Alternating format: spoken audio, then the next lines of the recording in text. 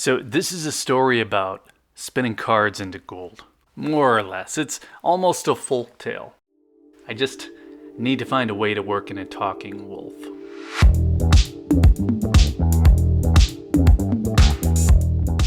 So I was asked what got me into gold. And I would have thought that that'd be a pretty easy question to answer right up until I tried to do it. And maybe I've always been into it, I don't know. But what made me pay attention to the value of it, the intrinsic value, and then just the potential benefit of using it personally for savings, that started out with a pretty specific story. Now this goes back to late in 2003, and I know because Chris Moneymaker had just won the main event at the World Series of Poker, and all of a sudden, everyone's playing cards. You could barely get a seat in a live hold'em game. The casinos, they're doing their best to spin up new tables to take advantage of the popularity, but there were long wait lists and lots of new dealers who didn't always seem to want to be doing it at all, and I just happened to be sitting at one of those tables with one of those dealers.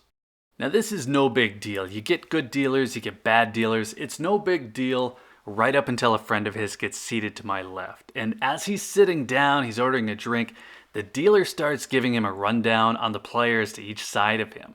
Well, now I'm betting into the guy, and the dealer's telling him that I've been playing loose. And that is a big deal. He would have been fired at a big casino. Somebody at the table would have called for a floor. Dealer would have been out. But this wasn't a big casino. Now fast forward a few hands, dealer turns the flop without burning a card first, and I point this out. He's been a jerk the whole time he's been rotated in, so I ask him if this is a misdeal. Now his pal to my left instantly starts complaining. He's saying the cards are live. The dealer, he's threatening to throw me out, I don't know, for questioning him. Everyone at the table starts arguing. The dealer's friend, he pushes his chips all in. It's not even his turn. Whole thing's a mess. Now at this point, another dealer can see the table's hot. He drops in right as this is happening, and he confirms that yes, it's a misdeal. But the sitting dealer, he starts yelling. His pal is yelling that we have to play it out. Everyone else folds except for one guy, Ray, I think. And Ray is sitting there calmly, whole cards in front of him, gold card cover showing he's still in the hand. Now back to the bad dealer. He can see that his pal wants to play, and he says it's up to the players in the hand, which it's not, but Ray looks up and says that he would play it out, but rules are rules. The hand is dead. Now, important color on this story, when the flop hit, all I saw was paint, and maybe that's what drew my attention to the missed burn card. I don't know, but it's Jack, Queen, King, Hearts. So this is starting to calm down now, and I'm talking to Ray. I'm apologizing for messing up his hand, and I ask him what he had. So Ray reaches over, casually slides his card cover off, turns up ace-10. Hearts. Ray's just given up a royal flush. Now at this point, of course, I feel terrible. I mean, you go years not getting a live hand like that. Some people never see it. So now I say, shit, Ray, I just wrecked your night. Clearly an understatement. Ray just kind of smiles and says, rules are rules.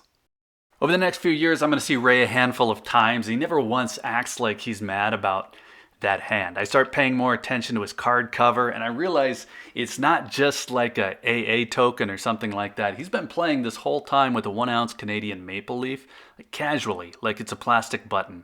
And all I know here is that it's gold. And I remember telling this story at a home game, and one of the guys says, no way, that's like a $300 or $400 card cover. Now I'm thinking about this the next day, so I look it up, and sure enough, he's right. And that's when I started paying attention. Now it'll be a few years after ruining Ray's royal flush that I actually get around to buying my first gold coin. People, they will tell you that having kids will change your life, but you just have to experience it to really understand. It was a big event for me. I started thinking a little bit further out, and part of that I think was a shift from bets to investments.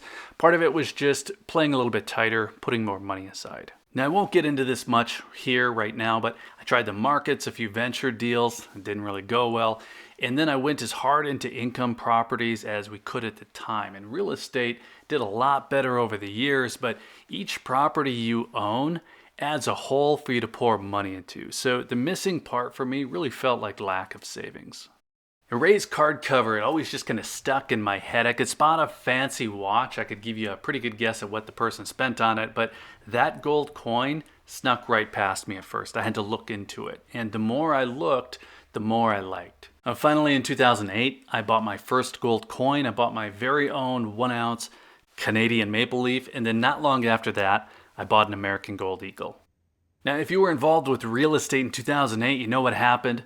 Talking Wolf blew the houses down. So I slowed down just after I'd started.